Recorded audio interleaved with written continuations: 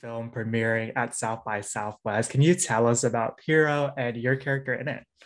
Yes, yes, of course. Pure O is a movie about Cooper, the lead character, discovering that he has a very specific form of OCD and learning how to sort of his path to recovery and getting help and sort of, the movie follows him as well as his community that's all around him supporting him.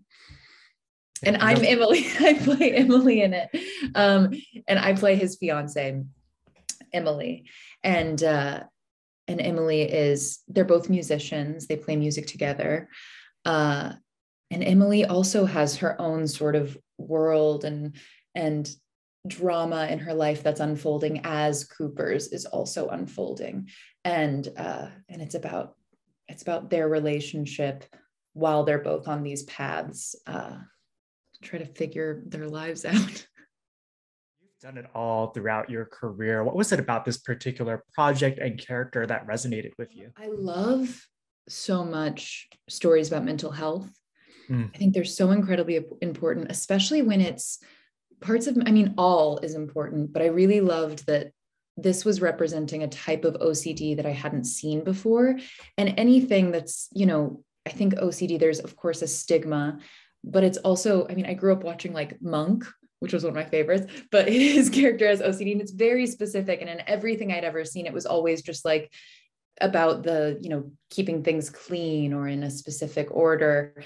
And that is a type of OCD, but learning about this through the script was so fascinating. Yeah. And then even just talking about it with my friends as I was shooting it, or just people that I was speaking to about what it was about, the number of people who went, oh my gosh, I have that. That was one of the reasons that reflected back to me. One of the reasons I love acting and storytelling. And one of the reasons I fell in love with this script is when you're representing something that makes a lot of people feel seen. Yeah, great answer. And this is such a personal project for writer-director Dylan Tucker. Did that bring a different weight or pressure to it?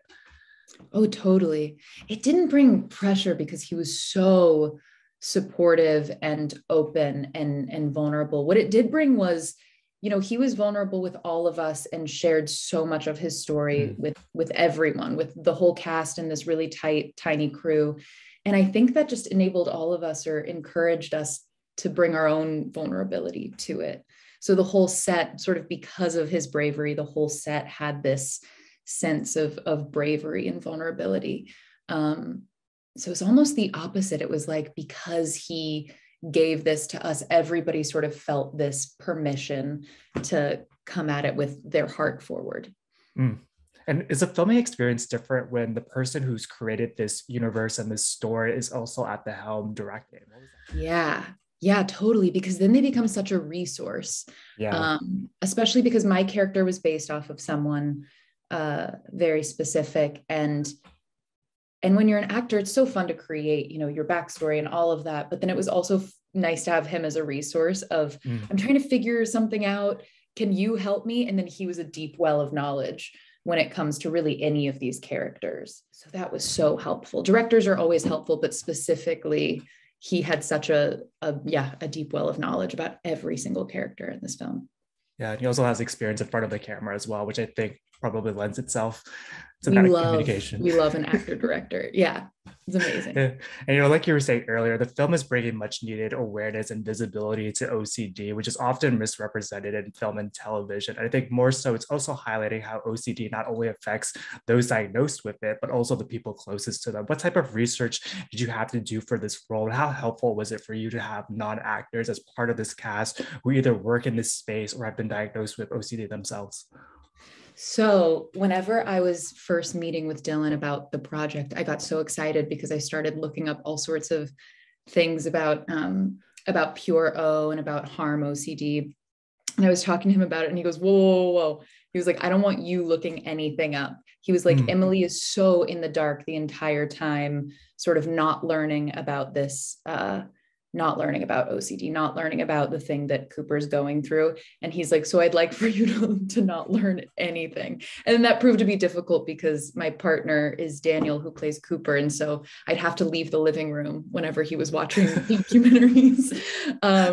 So I didn't learn a ton about it. I have now since we wrapped, but I didn't learn a ton about it then. And then I also got really envious of Daniel because he got to shoot with all of these first time actors and I didn't. And I heard all of the like experiences were so rich and incredible. And honestly, first time actors to me are usually the best actors because we're all sort of in our head hoping that like our work comes across all these vivid decisions we've made.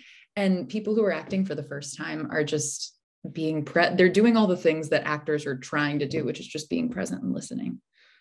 Perfect segue to this next question. But Dylan was really intentional about how he cast this project. I know that part of your creative process is journaling, but with Piero, you're starring opposite somebody that you know really well. Did that change how you approach this character and that dynamic?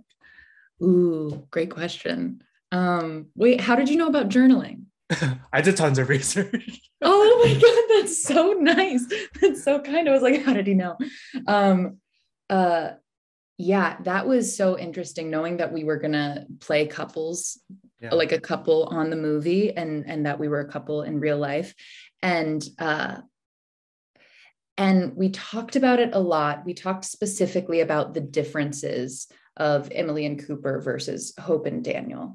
And made sure that there were some hard boundaries in between those two couples. But we did get to gift certain things of ourselves to these characters. We got to gift our like familiarity. When you're playing a couple with an actor you're just meeting on the day, there's a lot of like talking about, okay, how do we interact with each other? How are we comfortable with each other?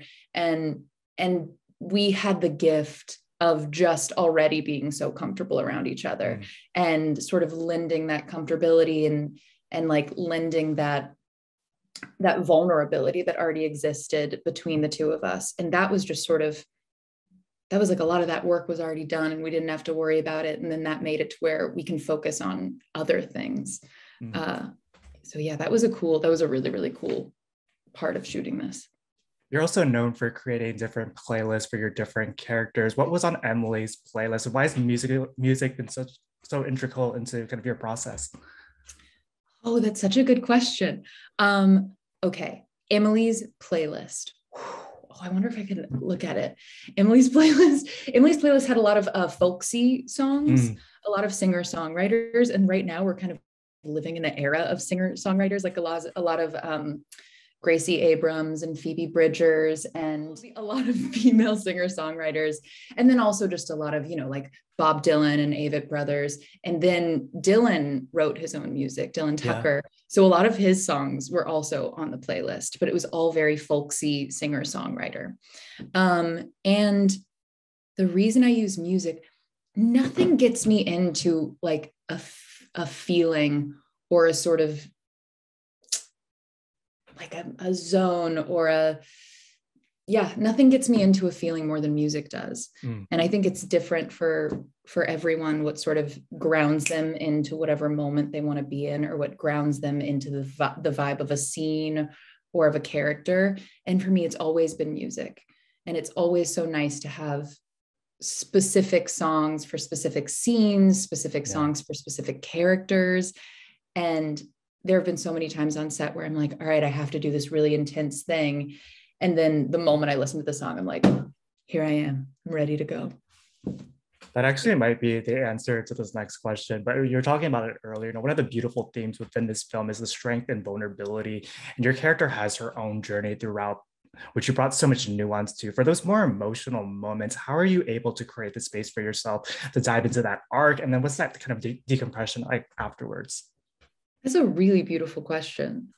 I always really like to be really clear or just check in with myself about what I think I'm going to need for that day. And then also be really communicative with the people around me about how, I'll like talk to the crew and be like, hey, I might not be super social today. Just FYI, it's not personal. I might be in the corner doing my own thing, journaling, listening to music. And I really like communicating to make sure like everyone knows that that it's not personal. And then also just to know that I've set a boundary for myself of asking for the space that I need and asking for the time. Dylan was also really great at whenever we would have scenes that were really, dramatic, emotional, he would ask us who wants to do their coverage first, who wants, like, what order would you like to see or to shoot this scene? And that doesn't really happen very often. So having that, again, actors, director, having that, that collaboration was so helpful. So you could plan what you needed to do to take care of yourself. There were also scenes, as you know, that were really intense between Daniel and I that we talked about having, because we're in a relationship, we spoke a lot about how to deal with that on set and then how to decompress. And we honestly thought it was going to be more intense for us than it was. We were like, here's what we're going to do. We're going to get in the zone. And then afterwards, we're going to have to look at each other in the eyes for 30 seconds and like come back down. But we drove there separately so we wouldn't be together before we shot the scene. We shot the scene, we hugged for a long time. And then I usually like listening to the Spice Girls or S Club 7 and just dancing it all out after That's a dark such a good scene. throwback. Yeah. And, this film is your South by Southwest debut, and you and Daniel deliver such standout performances. Is there a scene in particular that you're really excited for audiences to see when it premieres? Ooh, there's a few that I'm really excited. I'm trying to think of ones that I don't want to spoil it. So I'm trying to think of ones that I can't spoil. Honestly, I've seen the movie and the scenes with all of the first time actors, whether it's at the rehab or in the support group, those are so beautiful and so vulnerable. And also, this might be a weird thing to say, but we see a lot of men crying, and I don't see that enough in films. As a woman, every audition I get, I have to cry, and I've watched Daniel have to do that 0 times. And there's so much male vulnerability in this that I think is incredibly important for everyone to see. But it's really those scenes. It's the support group scenes, the rehab scenes, this sort of collaboration of these artists. It really comes through in those scenes. So I'm excited for audiences to see that. You've also worked on projects of all sizes. What is it about independent filmmaking that excites you as a creative and a storyteller? Independent filmmaking is just the best. It's just everyone is there because they're excited about the project, and that happens on bigger scale things, of course, but it's kind of unavoidable when it comes to indie movies. It really is. You're just there because you love it.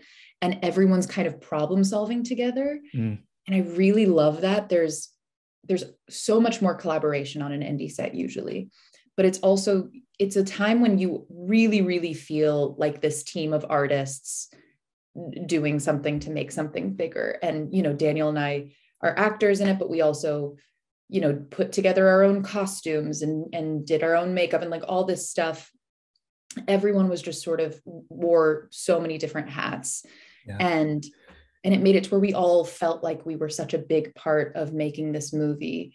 We felt like this big machine rather than individual parts. And that's one of the reasons I love indie filmmaking is it's just like a little more punk rock and you have more input and there's so much more collaboration. I got one final question for you. And throughout your career, you've always chosen projects that have an impact on audiences. And like you were saying earlier, this is the first time that a lot of people will see themselves reflected on screen. What is your vetting process like when you're deciding what projects you want to go out for? Ooh. This isn't going to be a helpful thing to say, but sometimes you just know. Sometimes you read a script and you either say like, it's either like, oh, I know these people and I want the world to see these people, or it's like, oh, I've never read anything like this. I think this is incredibly important to get made. But it's always something different. It's just you're reading a script and you get one that just like sparks a little excitement inside of you.